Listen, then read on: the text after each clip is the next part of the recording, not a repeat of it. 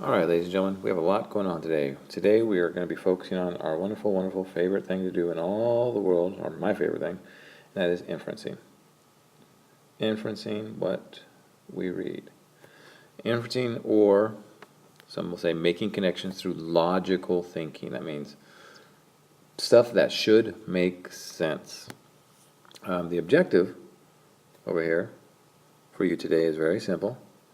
You will be able to use explicit details from text to make sound judgments, inference, pertaining to different texts. So when I read something, can I inference using the text? That's basically what that says. So the key vocabulary that you need to make sure that you understand here is explicit text. That's information that is directly stated in the text. It's directly stated in the writing. Textual evidence. Textual evidence is the information from the text that you use to support your inferences. So whatever information in the text that you use to help you make a decision, make an assumption, make an inference, that is the textual evidence that's going to support your thinking. Inferencing is what we are doing. That's making logical guesses based on textual evidence. Notice how all these vocabulary words are linked together? Then assumptions. All guesses made by someone about something else. An assumption is an educated guess. Well, it's not always educated. Sometimes it's bad. But all these things have to go together. Inferencing and assumptions are kind of things. Inferencing is using stuff to make assumptions. Textual evidence is what we use to make our inferences so that we have our assumptions about it. Explicit text is what the textual evidence is based upon. So all those things kind of build off each other. But if you're trying to understand what all this has to do with this is the new Common Core standard. This is what the Common Core is expecting from you. You will be able to cite several pieces of textual evidence to support analysis of what the text explicitly says, as well as inferences drawn from the text. So all that I have broken down for you in these three wonderful things up here. Here we go. Here's an example of something I found in a text. It says, note, you can dress up this rice pilaf recipe by adding other ingredients, including chopped celery, fresh peppers, small shrimp, chicken, or pork. Have fun, experiment, and enjoy. So if we go back to our key information up here, our key vocabulary, this would fall under explicit. This is my explicit, I'll do this in white, explicit text. Because this came directly from the text that I was reading. Now I need to use that to make inferences, right? What inference can I make? Well, let's find out first off, why is this important? What significance does this have? So what is the importance here? And it's important because it tells me a couple things. One is it gives me options. Other things that I can do, right? It tells me to experiment. Maybe I don't like those things and I want to try something else. Enjoy, have fun with it. So it's not rigid. This is hinting, and this is an inference I'm making. So right in here is my first inference I'm making because of all the stuff it said so far. And that is that there's more than one way, right?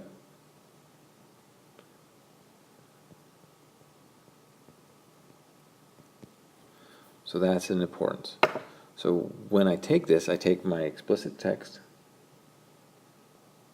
and I break it down. I break it down saying that, well, it tells me to experiment, right?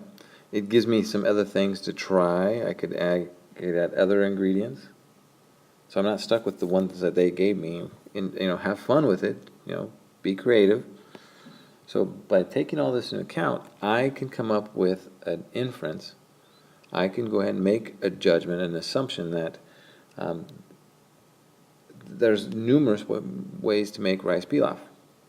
So the best inference would be my INF. I would simply say that there is more than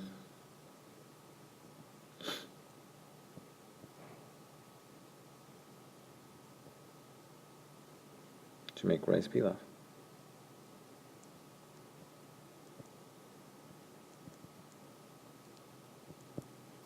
that would be a sound, logical inference because of the way everything's written. So I just gave you a model of it, but what you have to do is, again, to figure this out, you have some steps. You read your text.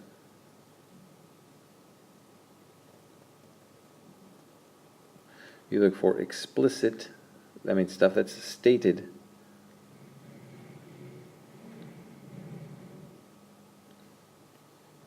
in the text, explicit text.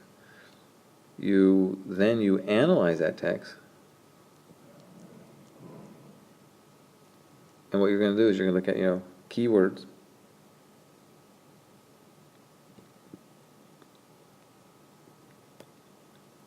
You add those keywords to what you already know, your own experiences. You add it to all of it up, so all the ET together, explicit text together, and you will make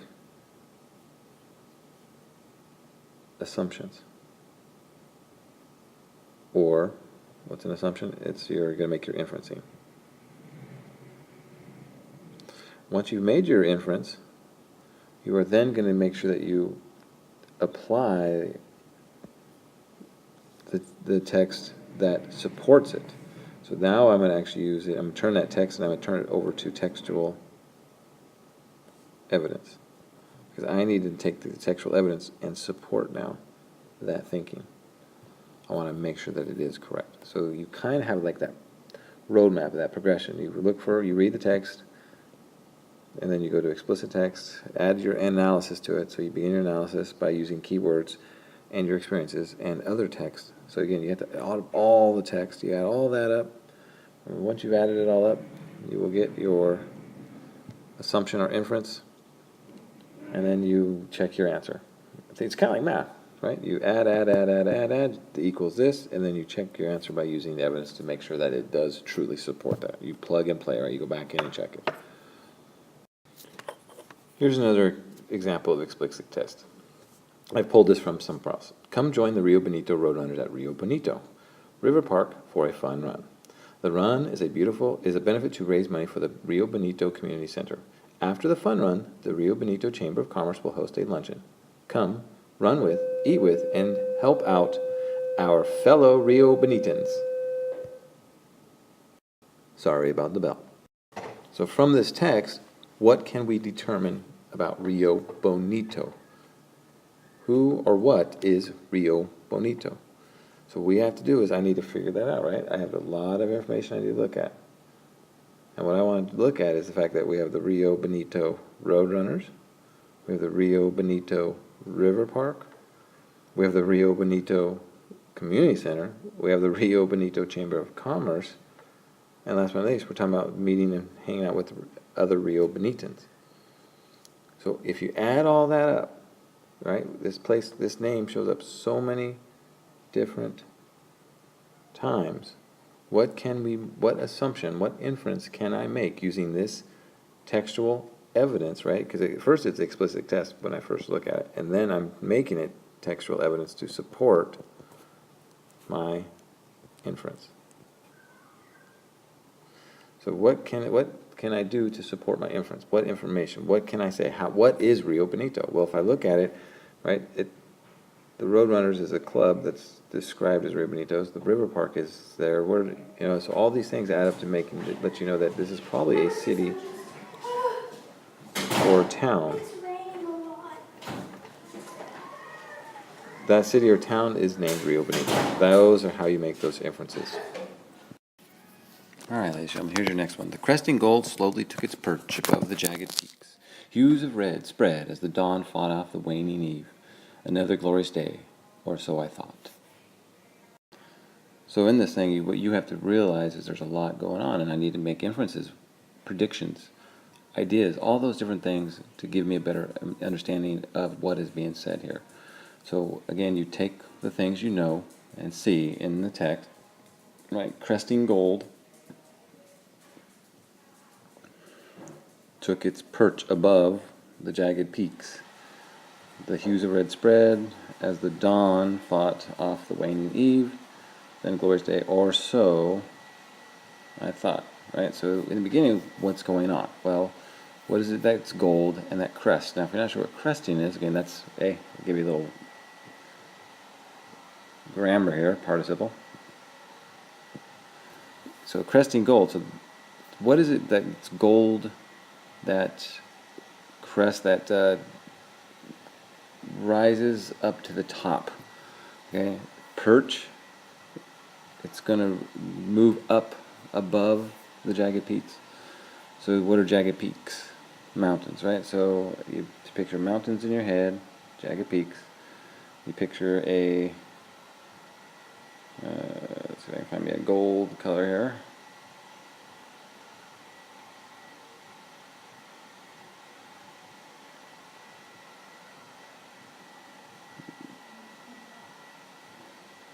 All right, there's our gold. And then it has red, hues of red. I'm just going to do red because I'm not going to try and figure out the hues. Hues of red are slowly spreading out as it crests higher and higher.